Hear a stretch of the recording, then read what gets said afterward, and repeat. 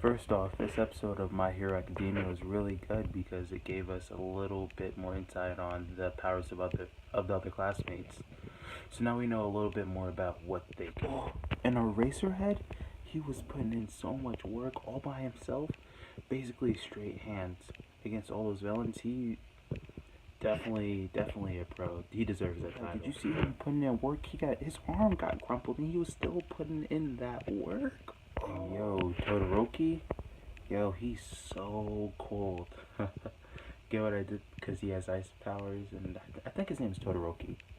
But yo, he's crazy powerful.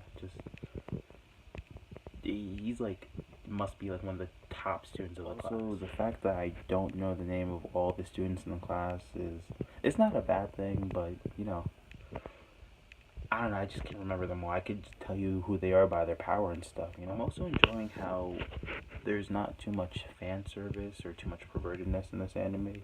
It's all kind of mild and light, so it's not too much. Just like the whole, the creation girl, how like she was all naked or whatever, and the dude was like, he didn't go crazy over, you know, just seeing her naked, I guess, because he wasn't like this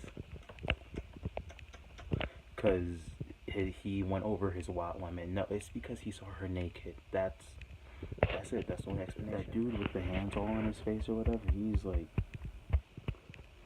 I don't know, he's a little creepy. He creeps me out a little bit, I'm not gonna lie. Also, that Workgate guy, Black Shadow, the bad guy, he he took out number 13. He used his own power against him, which is pretty dope. I don't know if he's dead or not, but that guy's out of commission. I mean, his power can easily end lives, and if he uses his power against him, then he's probably most likely dead.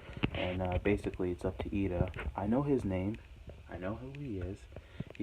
It's up to him to try to escape, and with the cooperation of his other classmates, he was able to get out and head to UA, so hopefully he gets to All Might in time. Ida was running like me when my mom told me she was coming home early and I left the house in a mess.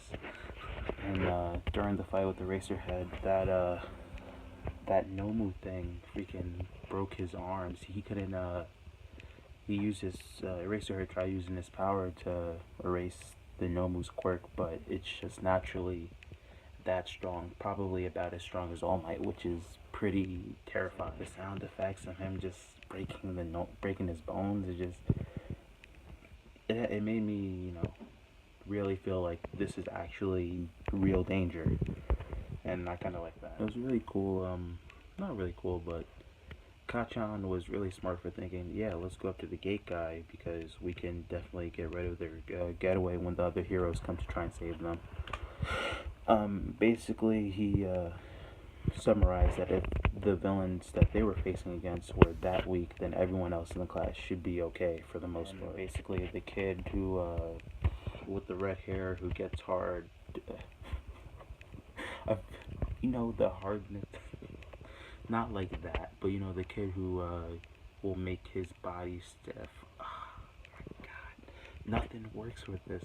The kid with the red spiky hair, he's teaming up with them. He's basically like, wow, you're actually a smart, level-headed person, which a lot of people don't really get to see because he's always, you know, acting wild and shouting stuff, and he's a really smart character. Yeah. Okay, there's this blonde dude with like a tail or something. I don't know who he is. I don't know his name. I see him not a lot, but kind of frequently. What is his power?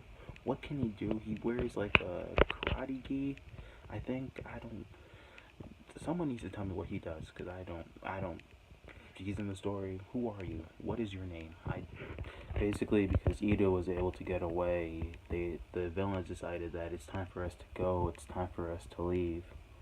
And the guy with the hands on his body, giving himself hand jobs, hand job man, that's his name now.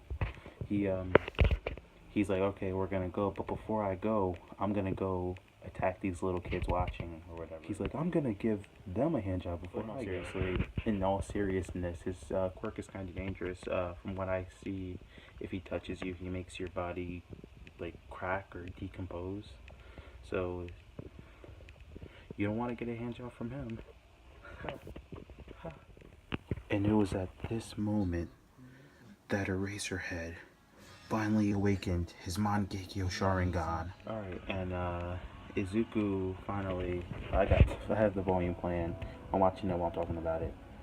But Izuku basically, he finally does a smash and it doesn't damage himself, so he's making slight progress on learning how to control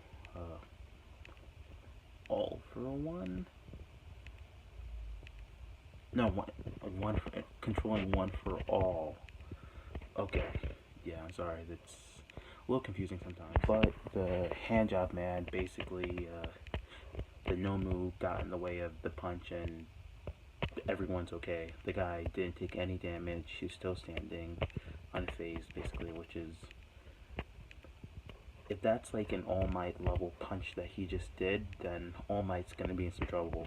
So, good luck. Also, side note, he needs to chill with saying smash a lot, because everyone's gonna pin him to having a relatable power to All Might. His power is gonna be connected to All Might's. People might think that he's All Might's kid or something, you know? But yeah. So basically, the Nomu's about to go after Izuku. The other handjob guy is about to go after Mineta and Sui. Sui. I don't know her name. Frog Girl. And some eraser heads over there in the corner dying, bleeding to death, basically. And then all of a sudden, boom! Guess who's here? Guess who's here? So All Might shows up, and I didn't like the scene too much because of the music they were playing. It was too cheery. I know they could have played a superhero theme type music, but I feel like it should have had a more serious tone to it, judging by the expression on All Might's face. That was like the only time you see him in the show not smiling. All the shadows looking even more sinister than ever. It's at this moment that you realize that All Might really means business. Yo, so tell me, why does All Might look like a parent coming home after he got a phone call from a teacher that you were being bad in school? Tell me you don't see it. Like, imagine, like, you didn't do your homework or you were failing tests and whatever, and then the teacher called home, and then you're home, and you just see your dad come through with his work suit jacket off, looking angry as hell, mean mugging you. Like, you see it.